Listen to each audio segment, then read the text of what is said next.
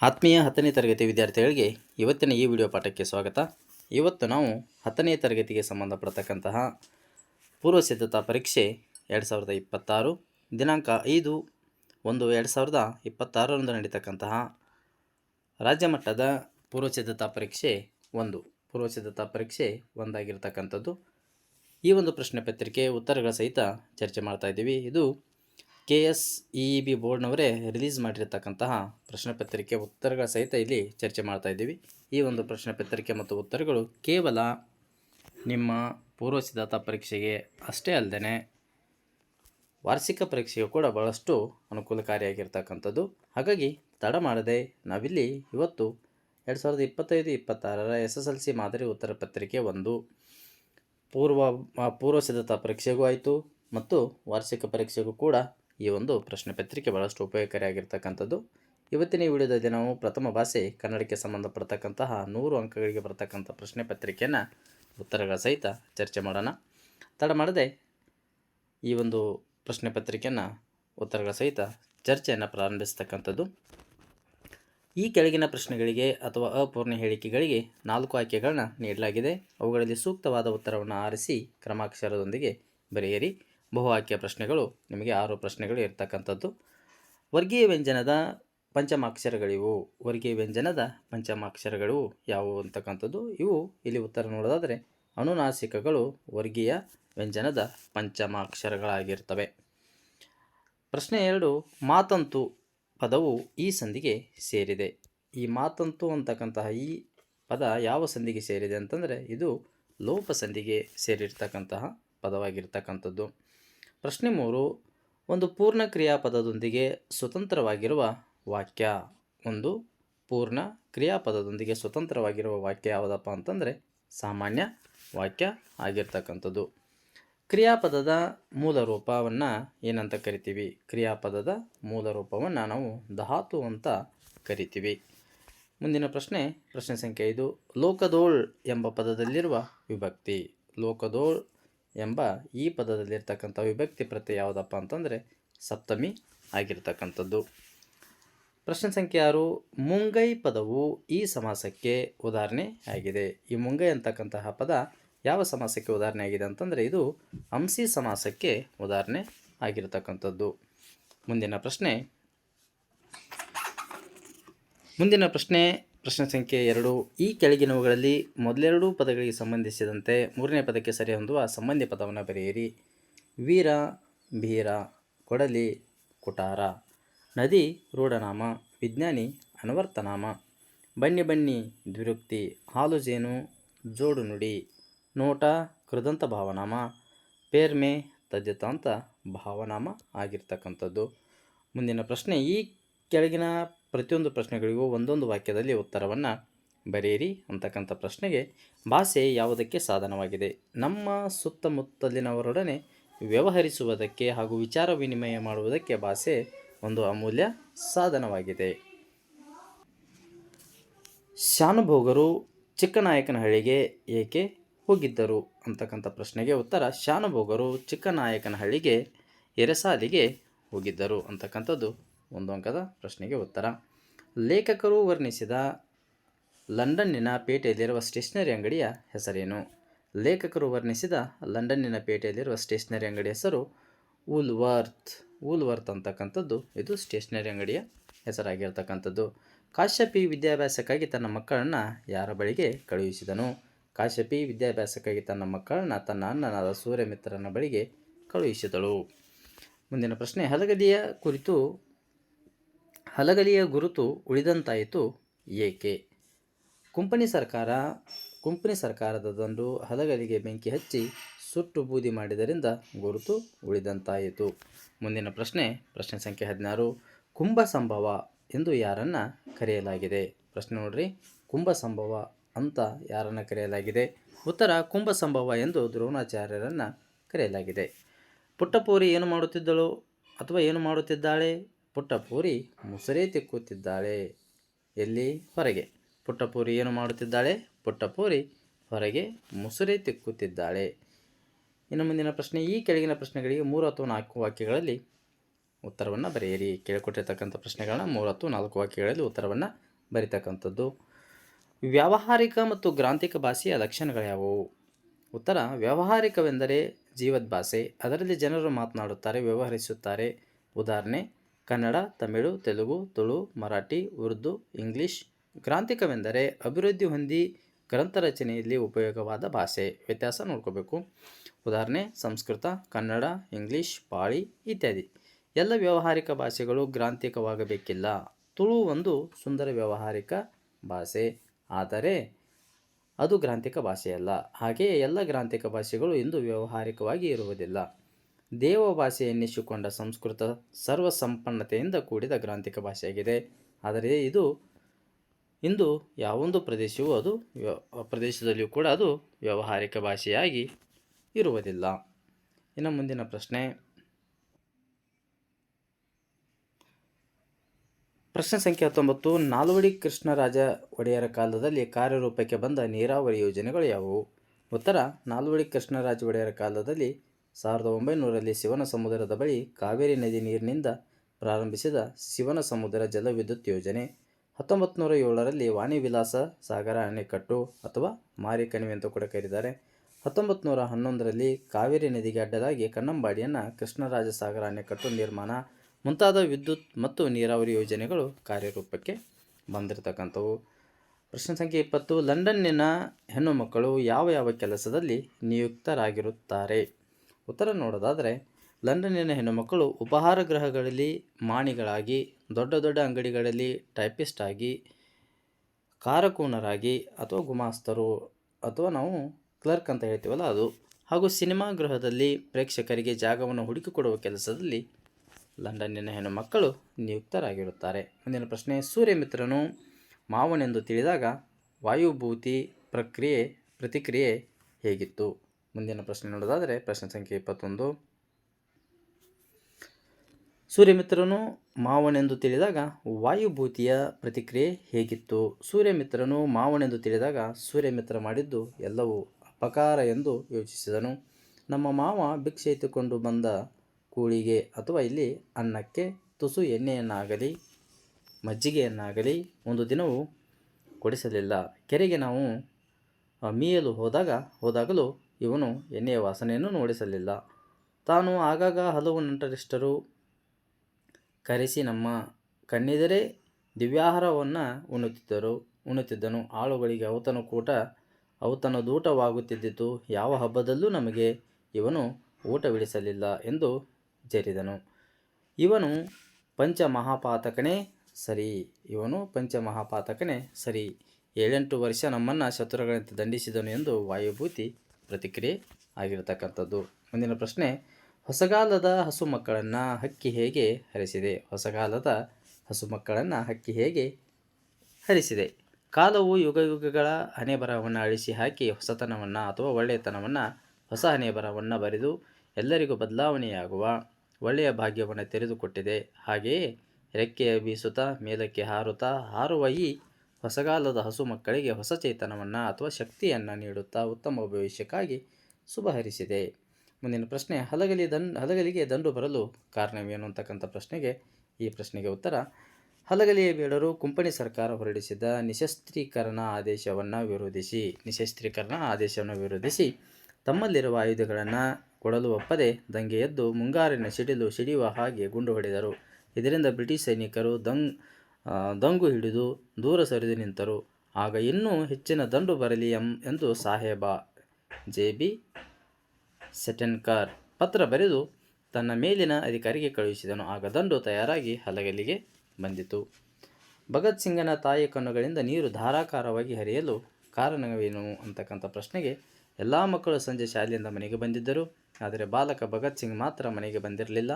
ಅವನ ತಂದೆ ತಾಯಿಯರಿಗೆ, ಕುಟುಂಬ ಇತರ ಸದಸ್ಯರಿಗೆ ಬಹಳ ಆತಂಕವಾಗಿತ್ತು. ಸಂಜೆ ತಡವಾಗಿ ಬಾಲಕ ಮನೆಯೊಳಗೆ ಕಾಲಿಟ್ಟ. ವೀರಾಜಿ ಬಂದ ಎಂದು ಅವನ ತಂಗಿ ಕೂಗಿಕೊಂಡಳು. ವೀರಾಜಿ ಬಂದ ಅಂತ ಹೇಳಿ ಅವನ ತಂಗಿ ಕೂಗಿಕೊಂಡಳು. ಕತ್ತಲಾದರೂ ಮನೆಗೆ ಬಾರದಿದ್ದುದನ್ನು ಕಂಡು ಆತಂಕಗೊಂಡಿದ್ದ ಅವನ ತಾಯಿ ಓಡಿ ಬಂದು ಬಾಲಕನನ್ನು ಬಿಗಿಯಾಗಿ ಎಪ್ಪಿದಳು. ಮಗನನ್ನು ಕಂಡ ತಾಯಿಯ ಕಣ್ಣುಗಳಲ್ಲಿ ನೀರು ಧಾರಾಕಾರವಾಗಿ ಹರಿಯತೊಡಗಿತ್ತು. ಇನ್ನು ಮುಂದಿನ ಪ್ರಶ್ನೆ: ಸ್ವಾಮಿ ವಿವೇಕಾನಂದರ ದೃಷ್ಟಿಯಲ್ಲಿ ದೇಶದ ಪ್ರಗತಿ ಹೇಗೆ ಸ್ಥಿರವಾಗುವುದು? ಉತ್ತರ: ದೇಶದ ಭಾಷೆಯಲ್ಲಿ ಜನರಿಗೆ ಭಾವನೆಗಳನ್ನು ನೀಡಬೇಕು. ಅಂದಾಗ ಅವರು ವಿಷಯಗ್ರಹಣ ಮಾಡಿಕೊಳ್ಳುವವರು. ಇದರ ಜೊತೆಯಲ್ಲಿ ಅವರಿಗೆ ಮತ್ತೊಂದು ಅವಶ್ಯಕತೆ ಇದೆ, ಅದು ಸಂಸ್ಕೃತಿ. ಅವರಿಗೆ ಈ ಸಂಸ್ಕೃತಿಯನ್ನು ಕೊಟ್ಟಾಗ ದೇಶದ ಪ್ರಗತಿ ಸ್ಥಿರವಾಗುವುದು ಅಂತಕ್ಕಂಥದ್ದು ವಿವೇಕಾನಂದರ ದೃಷ್ಟಿಯಲ್ಲಿ ದೇಶದ ಪ್ರಗತಿ. ಇನ್ನು ಪ್ರಶ್ನೆ ಸಂಖ್ಯೆ 26 ನೋಡೋದಾದರೆ, ಭಗವಂತನಲ್ಲಿ ಶರಣಾಗುವ ಭಾವ ಅಕ್ಕ ಮಹಾದೇವಿ ವಚನದಲ್ಲಿ ಹೇಗೆ ವ್ಯಕ್ತಗೊಂಡಿದೆ ಅಂತಕ್ಕಂಥದ್ದು. ಉತ್ತರ: ಚಂದನವನ್ನು ಕಡಿದು ಕೊರೆದು ತೇದರು ಅದು ಸುವಾಸನೆಯನ್ನು ನೀಡದೇ ಇರಲಾರದು. ಚಿನ್ನವನ್ನು ಕಡಿದು ತಿಕ್ಕಿದರೂ ಬೆಂಕಿಯಲ್ಲಿ ಹಾಕಿ ಕಾಯಿಸಿ ಬಡಿದರೂ ಅದು ತನ್ನ ಹೊಳಪನ್ನು ಕಳೆದುಕೊಳ್ಳುವುದಿಲ್ಲ. ಕಬ್ಬನ್ನು ಗಿನ್ನಿಗೂ ತುಂಡರಿಸಿದರೂ ಗಾಣದಲ್ಲಿ ಹಾಕಿ ಅರೆದರೂ ಬೆಂದು ಪಾನಕವಾಗಿ ಸಕ್ಕರೆ ಆದರೂ ಅದು ತನ್ನ ಸಿಹಿಯನ್ನು ಎಂದಿಗೂ ಕಳೆದುಕೊಳ್ಳುವುದಿಲ್ಲ. ಹಿಂದೆ ಮಾಡಿದ ಪಾಪ ಕಾರ್ಯಗಳನ್ನು ಭಗವಂತನ ಮುಂದೆ ಇಡದೆ ಕೊಂದರೂ ನಿನಗೆ ಶರಣು ಎನ್ನುವುದನ್ನು ಬಿಡುವುದಿಲ್ಲ ಎಂದು ಭಗವಂತನಲ್ಲಿ ಶರಣಾಗುವ ಭಾವ ಅಕ್ಕ ಮಹಾದೇವಿ ವಚನದಲ್ಲಿ ಈ ರೀತಿಯಾಗಿ ವ್ಯಕ್ತಗೊಂಡಿರ್ತಕ್ಕಂಥದ್ದು. ಪ್ರಶ್ನೆ ಸಂಖ್ಯೆ 27, ಪೈಗಳ ತಮ್ಮನ ನೂಲು ಮದುವೆಯ ಸಿದ್ಧತೆ ಹೇಗೆ ನಡೆಯುತ್ತಿತ್ತು? ಪೈಗಳ ತಮ್ಮನ ನೂಲು ಮದುವೆಯ ದಿನ ಅಂಗಳದಲ್ಲಿ ಒಂದು ಕಡೆ ಲಡ್ಡುಗೆಗಳನ್ನು ಕಟ್ಟುತ್ತಿದ್ದರು, ಮತ್ತೊಂದು ಕಡೆ ಮಂಡಿಗೆಗಳನ್ನು ಮಡಚುತ್ತಿದ್ದರು, ಬೇರೊಂದು ಕಡೆ ಸೇವಿಗೆಯನ್ನು ಒತ್ತುತ್ತಿದ್ದರು. ಹೀಗೆ ಇನ್ನೂ ಮುಂತಾದ ಸಿದ್ಧತೆಗಳು ನಡೆಯುತ್ತಿದ್ದವು. ಈ ಕೆಳಗಿನ ಕವಿಗಳ ಅಥವಾ ಸಾಹಿತಿಗಳ ಜನ್ಮಸ್ಥಳ, ಕಾಲ, ಕೃತಿ ಮತ್ತು ಬಿರುದು ಅಥವಾ ಪ್ರಶಸ್ತಿಗಳ ಕುರಿತು ವಾಕ್ಯ ರೂಪದಲ್ಲಿ ಬರೆಯಿರಿ ಅಂತಕ್ಕಂಥದ್ದು. ಇಲ್ಲಿ ನಿಮಗೆ ಕೊಟ್ಟಿರ್ತಕ್ಕಂತಹ ಕವಿ ಪರಿಚಯ ಯಾವುದಪ್ಪ ಅಂತಂದರೆ ದೇವನೂರು ಮಹಾದೇವ ಅವರದು. ಇವರು ಕ್ರಿಸ್ತಶಕ 1948ರಲ್ಲಿ ಮೈಸೂರು ಜಿಲ್ಲೆಯ ನಂಜನಗೂಡು ತಾಲೂಕಿನ ದೇವನೂರಿನಲ್ಲಿ ಜನಿಸಿದರು. ಇವರು ಎದೆಗೆ ಬಿದ್ದ ಅಕ್ಷರ, ಕುಸುಮಬಾಲೆ, ದ್ಯಾವನೂರು, ಒಡಲಾಳ, ಗಾಂಧಿ ಮತ್ತು ಮಾವು, ನಂಬಿಕೆಯ ನೆಂಟ, ನೋಡು ಮತ್ತು ಕೂಡು ಮುಂತಾದ ಪ್ರಮುಖ ಕೃತಿಗಳನ್ನು ಬರೆದಿರ್ತಕ್ಕಂಥದ್ದು. ಇವರ ಕುಸುಮಬಾಲೆ ಕಾದಂಬರಿಗೆ ಕೇಂದ್ರ ಸಾಹಿತ್ಯ ಅಕಾಡೆಮಿ ಪ್ರಶಸ್ತಿ ಕೂಡ ಲಭಿಸಿರ್ತಕ್ಕಂಥದ್ದು.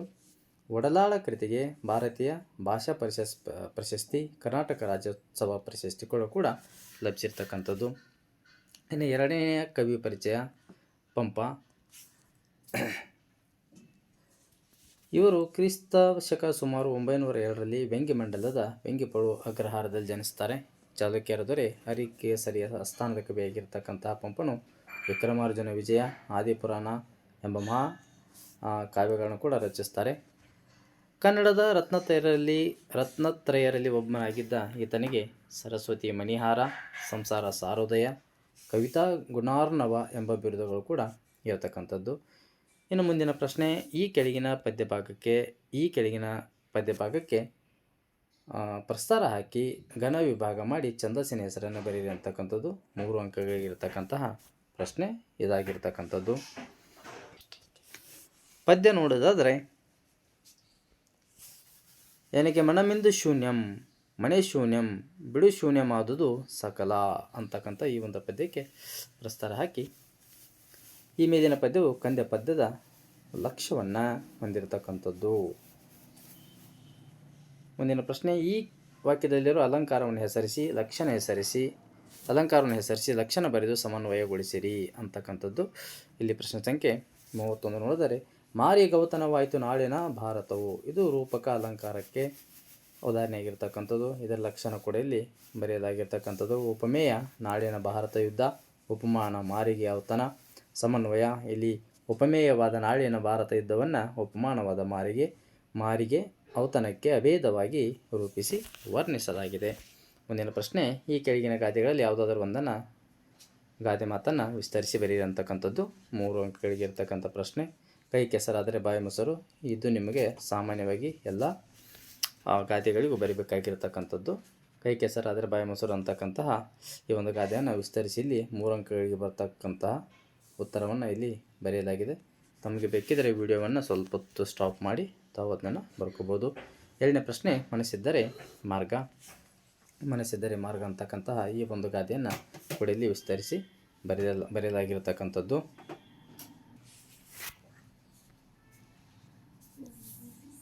ಮನಸ್ಸಿದ್ದರೆ ಮಾರ್ಗ ಅಂತಕ್ಕಂಥ ಗಾದೆಯನ್ನು 3 ಅಂಕಗಳಿಗೆ ಎಷ್ಟು ಬರೀಬೇಕಾಗ್ತದೆ.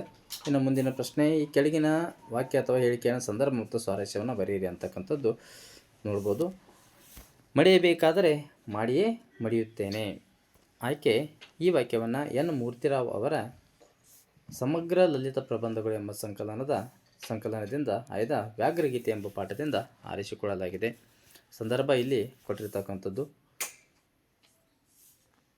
ಹುಲಿಗೆ ತಮ್ಮ ಮುಖದರ್ಶನವಾಗದಂತೆ ತಪ್ಪಿಸಿಕೊಳ್ಳುವ ದೊಂಬರಾಟದಲ್ಲಿ ಶಾನುಭೋಗರ ತಲೆ ಸುತ್ತಲಾರಂಭಿಸಿತು. ಆ ವಿಪತ್ತಿನ ಸನ್ನಿವೇಶದಲ್ಲಿ ಅವರಿಗೆ ತಮ್ಮ ಕಿರಿದಿ ಪುಸ್ತಕದ ಯೋಚನೆ ಬಂತು. ಹುಲಿಯ ಪಂಜಾದಿಂದ ಒಂದೇಟು ಬಿದ್ದರೆ ಸಾಕು, ಮುಂದೆ ಯಾವುದರ ಅರಿವು ಉಳಿಯುವುದಿಲ್ಲ. ನೋವೇನಿದ್ದರೂ ಒಂದು ಕ್ಷಣದ ಮಾತು. ಮಡಿಯಬೇಕಾದರೆ ಮಾಡಿಯೇ ಸಾಯುತ್ತೇನೆ ಎಂದು ನಿಶ್ಚಯಿಸಿದ ಸಂದರ್ಭ ಇದಾಗಿರ್ತಕ್ಕಂಥದ್ದು. ಸ್ವಾರಸ್ಯವನ್ನು ಕೂಡ ಇಲ್ಲಿ ಕೊಡಲಾಗಿದೆ. ಶಾನುಭೋಗರು ಹುಲಿಯಿಂದ ತಪ್ಪಿಸಿಕೊಳ್ಳಲು ಹುಲಿಗೆ ಏನಾದರೂ ಮಾಡಲೇಬೇಕು, ಇಲ್ಲವೇ ಮಡಿಯಬೇಕು ಎಂದು ನಿರ್ಧರಿಸಿದ್ದು ಇಲ್ಲಿ ಬಹು ಸ್ವಾರಸ್ಯಪೂರ್ಣವಾಗಿದೆ. ಮುಂದಿನ ಪ್ರಶ್ನೆ, ತಾವು ಕಡಿಮೆ ಮಾತನಾಡಿದ್ದೀರಿ, ಹೆಚ್ಚು ಕೆಲಸ ಮಾಡಿದ್ದೀರಿ.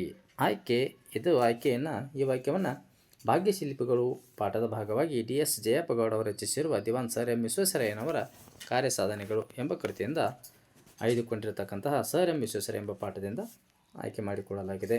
ಸಂದರ್ಭ ಕೂಡ ಇಲ್ಲಿ ಕೊಟ್ಟಿರ್ತಕ್ಕಂಥದ್ದು. ಸ್ವಾರಸ್ಯ, ಈ ವಾಕ್ಯವು ನುಡಿಗಿಂತ ನಡೆಲೇಸು ಎಂಬ ಅರ್ಥದೊಂದಿಗೆ ವಿಶ್ವೇಶ್ವರಯ್ಯನವರ ವಾಸ್ತವ ಚಿಂತನೆ, ಕಾರ್ಯತತ್ಪರತೆ, ನಿಸ್ವಾರ್ಥ ನಡತೆಯನ್ನು ಸ್ವಾರಸ್ಯಭರಿತವಾಗಿ ವರ್ಣಿಸಿರ್ತಕ್ಕಂಥದ್ದು. ಮುಂದಿನ ಸಂದರ್ಭ ನೋಡೋದಾದರೆ, ಯುದ್ಧಕ್ಕೆ ಹೋದ ತನ್ನ ಮಗನ ಕಣ್ಣುಗಳಂತೆಯೇ ಇವೆಯಲ್ಲ. ಈ ವಾಕ್ಯವನ್ನು ಶ್ರೀಮತಿ ಸಾರಾ ಅಬೂಬಕ್ಕರ್ ಅವರ ಚಪ್ಪಲಿಗಳು ಕಥಾ ಸಂಕಲನದಿಂದ ಆಯ್ದ ಯುದ್ಧ ಎಂಬ ಪಾಠದಿಂದ ಆರಿಸಿಕೊಳ್ಳಲಾಗಿದೆ. ಸಂದರ್ಭ, ಈ ಮಾತನ್ನು ಮುದುಕಿ ಮನದಲ್ಲಿ ಸ್ಮರಿಸಿಕೊಳ್ಳುತ್ತಾಳೆ. ತಮ್ಮ ಮನೆಯೊಳಗಿರುವ ರಾಹಿಲನು ತಮ್ಮ ದೇಶಕ್ಕೆ ದ್ರೋಹ ಬಗೆಯುವನು ಎಂಬ ಸಂದೇಹ ಮೂಡಿ ಕ್ಷಣಕಾಲ ಕಣ್ಣನ್ನು ಕೆಂಪು ಮಾಡಿಕೊಂಡಳು. ಸಮೀಪದಲ್ಲಿದ್ದ ರಾಹಿಲನ ಮುಖ ನೋಡಿದಳು. ಆತನ ಅಸಹಾಯಕತೆಯ ದಯನೀಯ ನೋಟವನ್ನು ನೋಡಿ, ಯುದ್ಧಕ್ಕೆ ಹೋದ ತನ್ನ ಮಗನ ಕಣ್ಣುಗಳಂತೆಯೇ ಇವೆಯಲ್ಲ ಎಂದು ತನ್ನ ಮನದಲ್ಲಿ ಅಂದುಕೊಳ್ಳುವ ಸಂದರ್ಭವಾಗಿದೆ. ಇದರ ಸ್ವಾರಸ್ಯವನ್ನು ಇಲ್ಲಿ ಕೊಡಲಾಗಿರ್ತಕ್ಕಂಥದ್ದು. ಇನ್ನು ಮುಂದಿನ ಪ್ರಶ್ನೆ, ತೇಲಿಸಿ ಮುಳುಗಿಸಿ ಕಂಡ ಖಂಡಗಳ. ಈ ವಾಕ್ಯವನ್ನು ದ ರಾ ಬೇಂದ್ರೆಯವರ ವಿರಚಿತ ಗರಿ ಕವನ ಸಂಕಲನದಿಂದ ಆಯ್ದ ಹಕ್ಕಿ ಹಾರುತ್ತಿದೆ ನೋಡಿದಿರಾ ಎಂಬ ಪದ್ಯದಿಂದ ಆಯ್ಕೆ ಮಾಡಿಕೊಳ್ಳಲಾಗಿದೆ. ಸಂದರ್ಭವನ್ನು ಕೂಡ ಇಲ್ಲಿ ತಮಗೆ ಕೊಡಲಾಗಿರತಕ್ಕಂಥದ್ದು. ಸಂದರ್ಭವನ್ನು ತಾವಿಲ್ಲಿ ನೋಡ್ಕೋಬಹುದಾಗಿರ್ತಕ್ಕಂಥದ್ದು. ಸ್ವಾರಸ್ಯ, ಕಾಲದ ಗತಿಯಲ್ಲಿ ವೈಭವದಿಂದ ಮೆರೆದ ಸಾಮ್ರಾಜ್ಯಗಳೆಲ್ಲವೂ ನಾಶವಾಗಿದೆ ಎಂದು ಹೇಳುವುದು ಈ ವಾಕ್ಯದಲ್ಲಿ ಸ್ವಾರಸ್ಯಪೂರ್ಣ ವರ್ಣಿತವಾಗಿರ್ತಕ್ಕಂಥದ್ದು. ಮುಂದಿನ ಪ್ರಶ್ನೆ, ದಿನಪಸುತನಂ ಕೂಲಿಸಿದ ನೆಲನೊಡನೆ ಮತ್ತೆ ಪೊದುವಾಳ್ದ ಪೆನೆ. ಈ ವಾಕ್ಯವನ್ನು ಮಹಾಕವಿ ರನ್ನ ವಿರಚಿತ ಸಾಹಸ ಭೀಮ ವಿಜಯ ಎಂಬ ಕೃತಿಯಿಂದ ಆಯ್ದ ಚಲಮನೆಯೊಳಂ ಮೆರೆವಂ ಎಂಬ ಪದ್ಯದಿಂದ ಆಯ್ದುಕೊಳ್ಳಲಾಗಿದೆ. ಸಂದರ್ಭ ಕೂಡ ಇಲ್ಲಿ ಕೊಟ್ಟಿರ್ತಕ್ಕಂಥದ್ದು. ಸಂದರ್ಭವನ್ನು ತಾವು ಬರ್ಕೋಬೋದು. ಆಮೇಲೆ ಸ್ವಾರಸ್ಯ ಕೂಡ ಇಲ್ಲಿ ಇರ್ತಕ್ಕಂಥದ್ದು. ಇನ್ನು ಮುಂದಿನ ಪ್ರಶ್ನೆ, ಹಕ್ಕಿಯ ಕೊರಲೆಂಪು ಹಸುರು. ಆಯ್ಕೆ ಕುವೆಂಪು ಅವರ ಪಕ್ಷಿಕಾಸಿ ಕವಟನ್ ಸಂಕಲನದಿಂದ ಆಯ್ದ ಹಸುರು ಎಂಬ ಪದ್ಯದಿಂದ ಆಯ್ದುಕೊಳ್ಳಲಾಗಿರ್ತಕ್ಕಂಥದ್ದು. ಸಂದರ್ಭ ಇಲ್ಲಿ ಕೊಟ್ಟಿರ್ತಕ್ಕಂಥದ್ದನ್ನು ತಾವು ಗಮನಿಸಬಹುದು. ಸ್ವಾರಸ್ಯ ಕೂಡ ಇಲ್ಲಿ ಇರ್ತಕ್ಕಂಥದ್ದು. ವಿಡಿಯೋನ ಸ್ವಲ್ಪ ನಿಲ್ಲಿಸಿ ತಾವು ಪ್ರಿಪೇರ್ ಮಾಡ್ಬೋದು. ಈ ಕೆಳಗಿನ ಪದ್ಯ ಭಾಗವನ್ನು ಪೂರ್ಣಗೊಳಿಸಿ 4 ಅಂಕಗಳಿಗಿರ್ತಕ್ಕಂತಹ ಪದ್ಯಗಳನ್ನು ತಾವಿಲ್ಲಿ ಪೂರ್ಣಗೊಳಿಸ್ತಕ್ಕಂತಹ 4 ಅಂಕಗಳಿಗೆ ಬರ್ತಕ್ಕಂತಹ ಪದ್ಯ ಪೂರ್ಣಗೊಳಿಸ್ತಕ್ಕಂಥ ಪ್ರಶ್ನೆ. ಇನ್ನು ಈ ಕೆಳಗಿನ ಭಾಗವನ್ನು ಅರ್ಥ ಮಾಡಿಕೊಂಡು ಅಡಕವಾಗಿರೋ ಮೌಲ್ಯವನ್ನು ಆಧರಿಸಿ ಸಾರಾಂಶವನ್ನು ಬರೆಯಿರಿ ಅಂತಕ್ಕಂಥದ್ದು. ತಾವು ಇಲ್ಲಿ ಕೊಟ್ಟಿರ್ತಕ್ಕಂತಹ ವಿಷಯವನ್ನು ಓದಿ ಅರ್ಥೈಸಿಕೊಂಡು ಈ ವಿಷಯಕ್ಕೆ ಸಂಬಂಧಪಡ್ತಕ್ಕಂತಹ ಸಾರಾಂಶವನ್ನು ಇಲ್ಲಿ ಬರೀಬೇಕಾಗತಕ್ಕಂಥದ್ದು. ಸಾರಾಂಶವನ್ನು ಇಲ್ಲಿ ಕೊಡಲಾಗಿದೆ, ತಾವು ಗಮನಿಸಿ ಪ್ರಿಪರೇಷನ್ ಮಾಡ್ಕೋಬೇಕು. ಮೌಲ್ಯವನ್ನು ಕೂಡ ಇಲ್ಲಿ ಕೊಟ್ಟಿರ್ತಕ್ಕಂಥದ್ದು. ಈ ಕೆಳಗಿನ ಪ್ರಶ್ನೆಗೆ 8-10 ವಾಕ್ಯದಲ್ಲಿ ಉತ್ತರವನ್ನು ಬರೆಯಿರಿ. ನಂಬಿ ಕೆಟ್ಟವರಿಲ್ಲ ಎಂಬ ಮಾತು ಶಬರಿ ಪಾಲಿಗೆ ಹೇಗೆ ನಿಜವಾಯಿತು ಅಂತಕ್ಕಂಥದ್ದು 4 ಅಂಕದ ಪ್ರಶ್ನೆ ಆಗಿರ್ತಕ್ಕಂಥದ್ದು. ಇಲ್ಲಿಂದ ಶಬರಿ ಬೇಡರಾಜನ ಮಗಳು ಇಲ್ಲಿಂದ ಪ್ರಾರಂಭವಾಗಿ ತನ್ನ ಮನದ ಬಯಕೆಯಂತೆ, ಎಷ್ಟೇ ಅಲ್ಲ ಇನ್ನೂ ಕೂಡ ಮುಂದೆ ಇರತಕ್ಕಂತಹ ಉತ್ತರ ತಾವು ನೋಡ್ಬೋದು. ಇಲ್ಲಿ ಮನದ ಬಯಕೆಯಂತೆ ಹೂ ಮಾಲೆಯನ್ನು ಹಾಕಿ ಹಣ್ಣು ಹಂಪಲುಗಳನ್ನು ಕೊಟ್ಟು ತನ್ನ ಮನದ ಬಯಕೆಯನ್ನು ಈಡೇರಿಸಿಕೊಂಡು ಧನ್ಯಳಾಗುತ್ತಾಳೆ, ಮುಕ್ತಿಯನ್ನು ಪಡೆಯುತ್ತಾಳೆ ಶಬರಿ. ಹೀಗೆ ತಾಳುವಿಕೆಗಿಂತ ತಪ್ಪವಿಲ್ಲ ಎನ್ನುವ ಹಾಗೆ ಶಬರಿ ಶ್ರೀರಾಮನಿಗೋಸ್ಕರ ಕಾದು ಕೆಡಲಿಲ್ಲ, ಆದ್ದರಿಂದ ನಂಬಿ ಕೆಟ್ಟವರಲ್ಲೆಂಬ ಮಾತು ಶಬರಿ ಪಾಲಿಗೆ ನಿಜ ಆಗ್ತದೆ ಅಂತಕ್ಕಂಥದ್ದು. ಮುಂದಿನ ಪ್ರಶ್ನೆ, ಶಬರಿಯ ಚಿಂತೆ ಹಿಂಗಿ ಹೋದ ಸಂದರ್ಭದ ಸ್ವಾರಸ್ಯವನ್ನು ವಿವರಿಸಿ ಅಂತಕ್ಕಂಥದ್ದು. ಇಲ್ಲಿರ್ತಕ್ಕಂತಹ ಉತ್ತರವನ್ನು ತಾವು ವಿಡಿಯೋ ನಿಲ್ಲಿಸಿ ಸ್ಟಾಪ್ ಮಾಡಿ ತಾವು ಬರ್ಕೊಳ್ಬೋದು ಅಥವಾ ಓದ್ಬೋದು. ಲವನು ಯಜ್ಞಾಶ್ವವನ್ನು ಕಟ್ಟಲು ಕಾರಣವೇನು ಅಂತಕ್ಕಂಥ ಪ್ರಶ್ನೆಗೆ ಇಲ್ಲಿ ಕಂಪ್ಲೀಟ್ ಆಗಿರ್ತಕ್ಕಂತಹ ಉತ್ತರ ತಮಗೆ ಸಿಗ್ತಕ್ಕಂಥದ್ದು. ಅಥವಾ ಲವನಲ್ಲಿದ್ದ ಕ್ಷಾತ್ರಗುಣ ವೀರಲವ ಪದ್ಯದಲ್ಲಿ ವ್ಯಕ್ತಗೊಂಡಿರುವುದನ್ನು ನಿಮ್ಮ ಮಾತುಗಳಲ್ಲಿ ಬರೆಯಿರಿ ಅಂತಕ್ಕಂಥದ್ದು. ಇಲ್ಲಿ ಉತ್ತರವನ್ನು ಕೂಡ ತಾವು ನೋಡ್ಬೋದಾಗಿರ್ತಕ್ಕಂಥದ್ದು.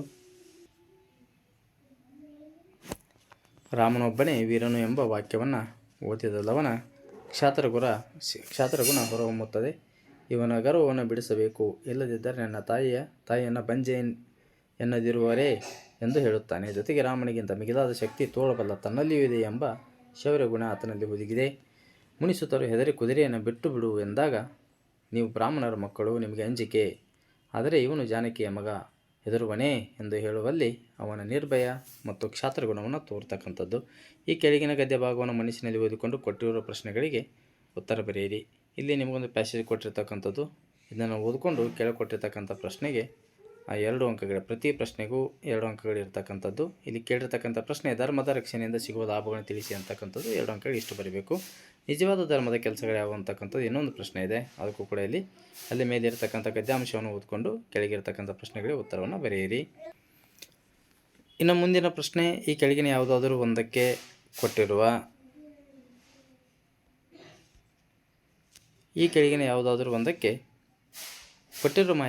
ಮಾಹಿತಿಯನ್ನು ಆಧರಿಸಿ ಪತ್ರ ಬರೆಯಿ ಅಂತಕ್ಕಂಥದ್ದು. 5 ಅಂಕಗಳಿಗೆ ಬರತಕ್ಕಂತಹ ಪತ್ರಲೇಖನ. ನಿಮ್ಮನ್ನು ಚಿಕ್ಕಮಗಳೂರಿನ ಜಿಲ್ಲೆಯ ಕೊಪ್ಪ ತಾಲೂಕಿನ ಗುಡ್ಡೇತೋಟ ಗ್ರಾಮದ ನಿವಾಸಿ ಅನ್ನಪೂರ್ಣ ಎಂದು ಭಾವಿಸಿಕೊಂಡು ಗ್ರಾಮದಲ್ಲಿ ಸರ್ಕಾರಿ ಪದವಿ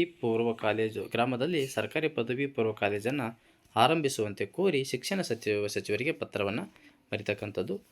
ಇವರಿಂದ ಅಂತ ಬರೆದು, ಅನ್ನಪೂರ್ಣ, ಗುಡ್ಡೇತೋಟ ಗ್ರಾಮ, ಕೊಪ್ಪ ತಾಲೂಕು, ಚಿಕ್ಕಮಗಳೂರು ಜಿಲ್ಲೆ. ನಿಮಗೆ ಕೊಟ್ಟಿರ್ತಕ್ಕಂಥ ಪ್ರಶ್ನೆ ಪತ್ರಿಕೆಯಲ್ಲಿ ಬಂದಿರತಕ್ಕಂತಹ ವಿಳಾಸವನ್ನು ನೀವು ಯಾರಿಂದ ಪತ್ರ ಬರೆಯಲಾಗ್ತಾ ಇದೆ ಅವರ ಹೆಸರನ್ನು ಬರೀಬೇಕು. ಯಾರಿಗೆ ಬರಿತಾ ಇದ್ದೀವಿ ಅಂತಂದರೆ, ಈ ಒಂದು ಪತ್ರದಲ್ಲಿ ಅಂತಂದರೆ ಮಾನ್ಯ ಶಿಕ್ಷಣ ಸಚಿವರು, ವಿಧಾನಸೌಧ ಬೆಂಗಳೂರು, ಕರ್ನಾಟಕ ಸರ್ಕಾರ, ಮಾನ್ಯರೇ ಅಂತ ನೀವು ಬರೀಬೇಕು. ಬರೆದು ವಿಷಯವನ್ನು ಬರೆದು ನಿಮ್ಮ ಇಲ್ಲಿ ಪತ್ರ ಲೇಖನವನ್ನು ಯಾರು ಬರಿತಾ ಇದ್ದೀವಿ, ಯಾರಿಗೆ ಬರಿತಾ ಇದ್ದೀವಿ, ಯಾಕೆ ಬರಿತಾ ಇದ್ದೀವಿ ಅಂತಕ್ಕಂಥ ವಿಷಯಗಳನ್ನ ಆಧರಿಸಿ ಪತ್ರಗಳನ್ನು ಬರೀಬೇಕಾಗ್ತದೆ. ಸ್ಥಳ ಬರಿಬೇಕು, ದಿನಾಂಕ ಕೂಡ ಹಾಕಬೇಕು. ತಮ್ಮ ವಿಶ್ವಾಸಿ ಅಂತ ಬರೆದು ಮೇಲೆ ಕೊಟ್ಟಿರ್ತಕ್ಕಂಥ ಹೆಸರನ್ನು ಬರೀಬೇಕು. ಅಥವಾ ನಿಮ್ಮನ್ನು ಹಾಸನದ ಸರ್ಕಾರಿ ಪ್ರೌಢಶಾಲೆ ವಿದ್ಯಾರ್ಥಿ ಮೋಹನ್ ಎಂದು ಭಾವಿಸಿಕೊಂಡು ಪಾಲಕರ ಸಭೆಗೆ ಆಹ್ವಾನಿಸಿ ಶಿವಮೊಗ್ಗದಲ್ಲಿ ವಾಸವಾಗಿರುವ ಶಾರದಾ ಎಂಬ ಹೆಸರನ್ನು ತಾಯಿಗೆ ಪತ್ರ ಬರೀರಿ ಅಂತಕ್ಕಂಥದ್ದು.